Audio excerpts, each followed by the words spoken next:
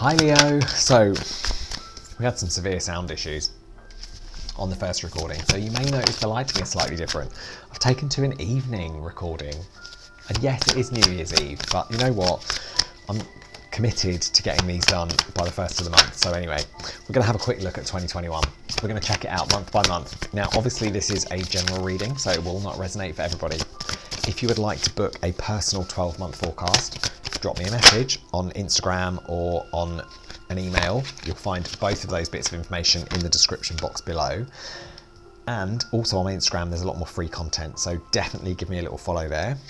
Let me know you're there. And also don't forget to subscribe and click the notification bell, which will let you know when I'm going to be online doing live free Q&As. Now, the two other bits of information in the description box, aside from which decks I'm using. One is my PayPal.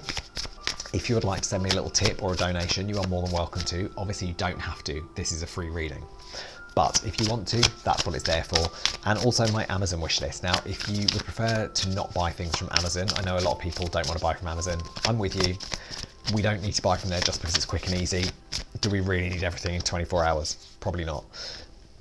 But if you would like to get me something from my wish list but want me to not buy it from Amazon, PayPal me the cash, send me a DM on Instagram and I will get it from other sources because other people are available, other retailers, shop small, shop local.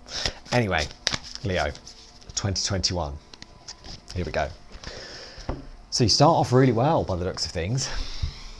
January, you've got that 8 of Wands. Now that, for me, is a fantastic moment of progress. It's really getting a communication going. It's really being able to be driven, getting things off the ground, like hitting the ground running. It's that mode of, like, I always feel like this is that Disney moment where the princess wants something to happen and all the animals of the forest come in and try to help. You know, with Cinderella, she's got them all making a dress. Sleeping Beauty, they're all having a lovely time creating the prince when she's, you know, meeting him once upon a dream. Anyway, so listen, January is going to be a really good month. I feel like whatever it is that you want to set your mind to in January, you can get it done. You've got the energy, you've got the enthusiasm, and you've got people around who can help. You don't have to do it on your own. That's the main message, I think, with this card, is not that you could do it on your own if you want to, but you don't have to. There are people around who can help. I'm just going to get this out of the way now because it really drives me mad. I cut my thumb yesterday. Woe is me. But otherwise I'll keep like trying not to hold it like this. Anyway, so January looks good for you, Leos. It looks like you've got a really a good moment coming in where you can just really take control of the situation, really get what you need done. However, February doesn't look so great. Now, we've got a star card in the reverse. She doesn't come up very often like this. But this for me is a resistance to accept what's going on around you. It almost feels like with, and also because the 8 of Wands, if you look at it, is in the top left. So it's looking away from the rest of the year. And do you know what it actually almost is? It's almost you retreating back into what happened in 2020. Thinking that things were good in think there were things that went on. I'm not saying 2020 was good. It was a year. Let's leave it at that. Bleep, bleep, bleep.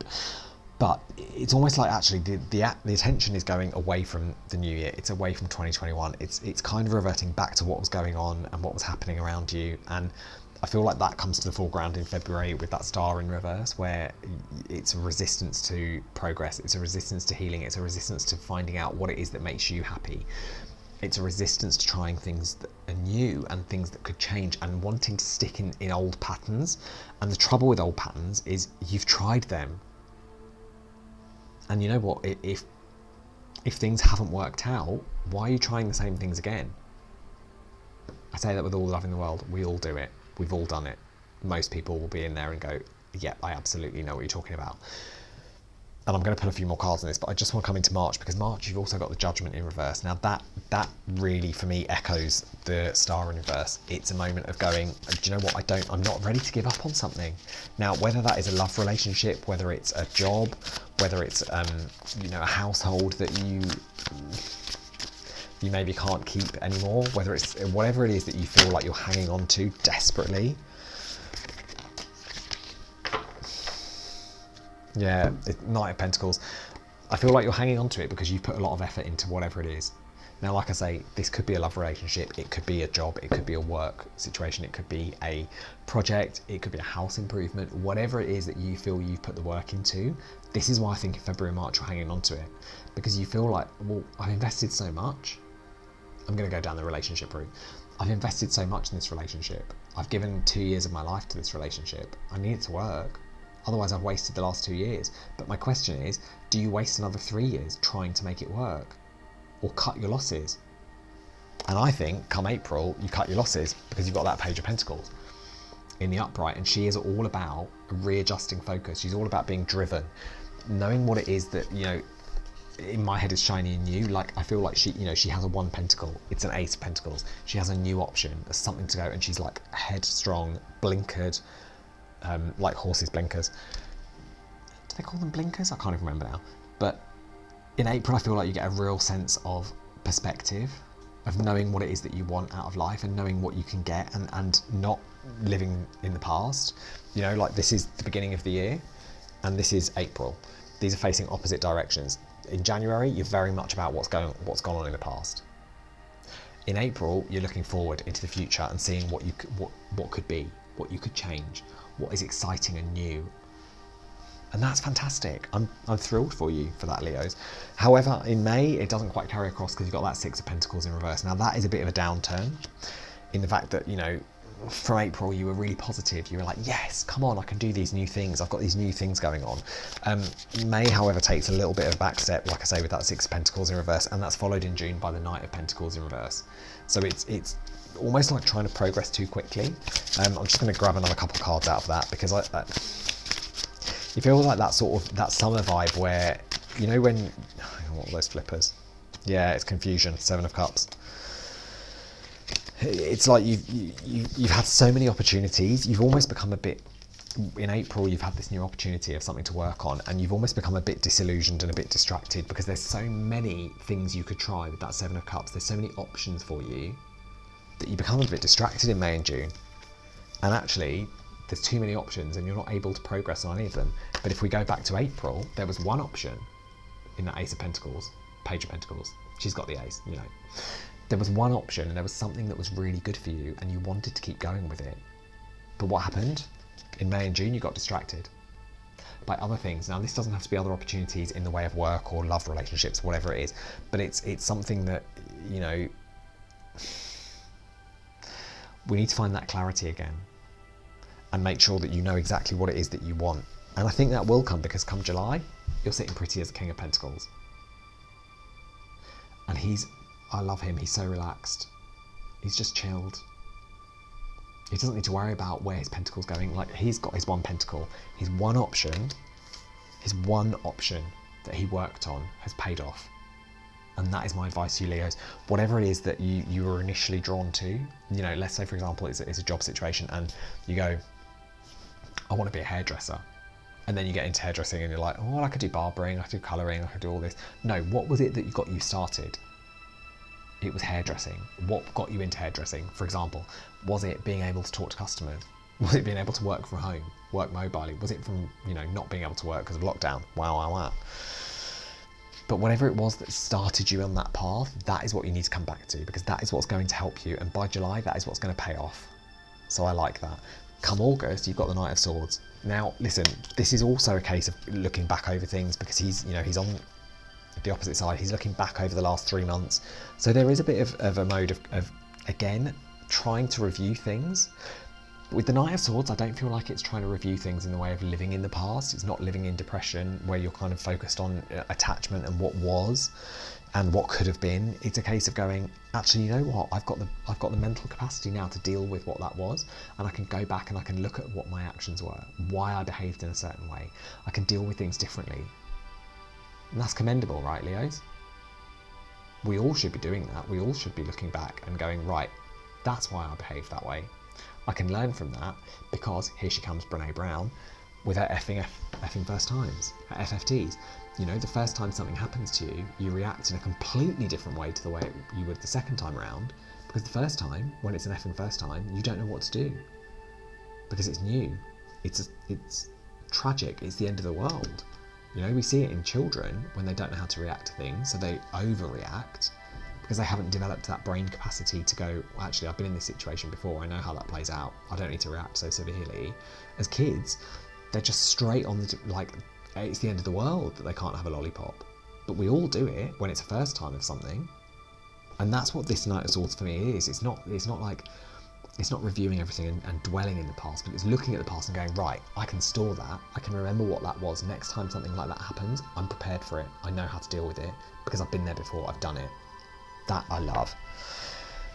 Sorry, that was a lecture. Now, coming into September. High Priestess, upright. Coming into September, you know what? You've gone over the past. You've learned from it. You've locked in the reaction to those effing first times. And as a result, you can trust what's happening in your head. You can trust your intuition. You can trust what's going on, like what's spurring you on, what's encouraging you to realise that why you're behaving in that way.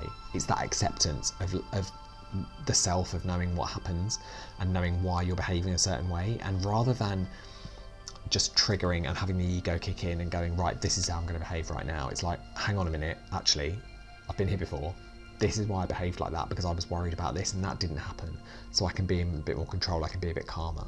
Like for me, the High Priestess is always calm. Like she's always clued up and chilled and calm. All of that information she's taking in that book, all of it's there, but she's not stressed about it. She's calm, she can cope with it all. And that is amazing. Then we build into October, we've got the Five of Pentacles in reverse. Now this for me is very much about that moment of feeling complete, having people around you, being able to enjoy company, and listen, social distance permitting, obviously, but it's that mode of going, I've spent some time, like the beginning portion of this year, the beginning quarter of this year has been a real downer for you guys. There's no two ways about that. You've invested in a situation, whether it's work, whether it's play, whether it's love, whatever it is, you've invested in it and it hasn't paid off. So you've had to readdress things. But actually, that means you found your tribe. You found other people to be around. You know, for example, maybe your gym closed and as a result, you had to change gyms. And, you know, you were like, oh, I really like my gym, but this new gym's nice. Maybe it's yoga, maybe it's swimming, whatever it is that you change. This opportunity that you get in October is fantastic because it shows you that you are not on your own and actually you can be comfortable elsewhere. You don't have to constantly be sticking in the same situations. You can grow, you can change things. I love that. November, we've got Four of Swords in reverse. So again, the energy is kicking up. The situation is building up, like, you know, because for me, the Four of Swords, like this way, I always feel that it's disturbed sleep. You know, like she's trying to rest, but she's also got that sword ready so that she's at any moment's notice, she can be up and she can be at it and she can be defending herself. Peaceful. I love it. Do you know what, Leo, this has actually turned out to be a really nice year for you. And initially I thought it was going to be a stress. The beginning quarter of this year was not pleasant, but it builds up and it builds up and it builds up, and that is momentum that we all need to keep going. I love it. I've got a Leo rising. Anyway, culminating in December, if you don't mind, the Four of Wands. I love this because, listen, this could be the happily ever after card.